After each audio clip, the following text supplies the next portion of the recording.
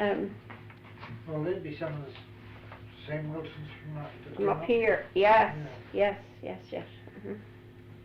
Yes, that's the same Wilsons that came up here. Well, the first old Wilson, did you ever hear how he found that place, Alvie? No. Well, he came up the river. Yeah. Yeah. Paddling his old canoe or whatever he had, and he got up into the Colton Creek, and he came up there a piece, and he got up into the Edge Lake Creek. Now, there must have been a nice lot of water going down there then. And he came up the Edge Lake Creek, canoed up the Edge Lake Creek. And he got in there to come into Edge Lake. Well, that looked like quite a nice locality, so they mucked around there for a while, and they got into the creek here going up regular place, back to Willie McLaren's. And they went up there a piece, and they camped over in there someplace. Jim Wilson told me that story. And the golly, he took up land, and that's how they got there. It's hard to visualize that much water in the creeks, in watershed. Well, were they, But they came from around Bridgetown, I think, or down in, Well, they were in that Laird MacNabb. Yeah. Yeah, I think that's what they got away from too. Yes, I think you're right there. Yeah. Yes. And but I don't think the first person that ever came here, McDonald, Archibald McDonald, I don't think he was with them. He might have been. Have you got anything on that, Elmer?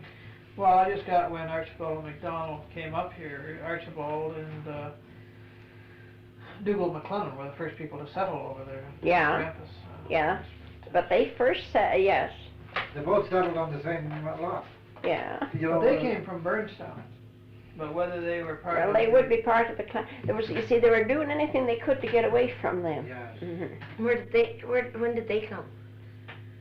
I've got it down to exactly about the 18 in the 1860s, because No, a little ahead of that, Earl. ahead of Because you see that there's a stone over here, Alvie in the cemetery, 1859. It's a McLelland, isn't it? Yes, that's Dave McLelland. Yes. He was drowned in at Mackey Creek. That's right. But now he wasn't Dougal McLelland's son. No.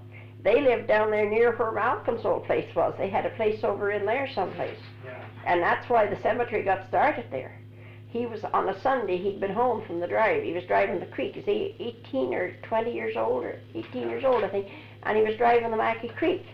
And he come home on the Sunday, and he said to his mother, he said, now I had so much money saved up, and he said, I'm going away to a Presbyterian seminary. He had all the information on it. And he said, I'm going to go through for a minister. And there was a big tree stood up there right near where Marshall's buried. And he said, when I come back, he said, and get through, I'll build my church. She says, we'll have a church under that tree, Mother. And of course, she was off for that, good Scotch old lady that she was. And by the next Sunday, he was dead, so they buried him up there. And that's before the cemetery had even been There wasn't a person that was in a sign of a cemetery. And I think his stone, it's over there. I think it's 1859. It's not very far from that mountain ash. No, right in there. No, it's right in there. Yes, just to the Yeah. northwest, just a little bit northwest of that mountain ash. Yeah, that's right, that's right.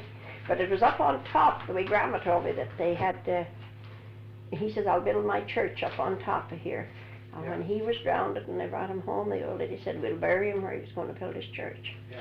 Yeah, no, Pete Kelly was telling me that he had laid out the cemetery and was the first man to be buried in the cemetery, but I always questioned that because he was only about 18 years old, according to He was only 18. So you filled in the link that really, in effect, he selected the place by virtue of the fact he was going to put a church there. By the reason he was going to put a church there. Oh yes, that legend is quite, I'm sure it's true because I've heard it at least from 4 or 5 different people from different angles. You know, they'd be sitting around quilting or something, you know. But it was a different McLelland than the one that's... Yes. Now, I am not sure about that. Yes, I am. I'll just tell you who he was now. Just a minute. Starting to click in my head again. He would be an uncle. Would he be an uncle to Hester Ann? I think so, Alvie. I think he would be That would be put him to be a brother of old Adam McLelland. You could remember old Adam. Yes, oh, yeah, by all means. I thought so. Because He was Adam McLelland but Hesper- plastered the house for Dad, and I was only a little tyke, but I always remembered though that every so often he'd be downstairs, you know, and he'd pull a little paper of candy out and give me a peppermint. See, That's I got maybe half a dozen peppermints in the day. all right. You hung around He him. was a brother of that Adam McLelland. He'd be a brother of that Adam that we're talking about. Yes. That was, he's the one that was drowned. Yeah.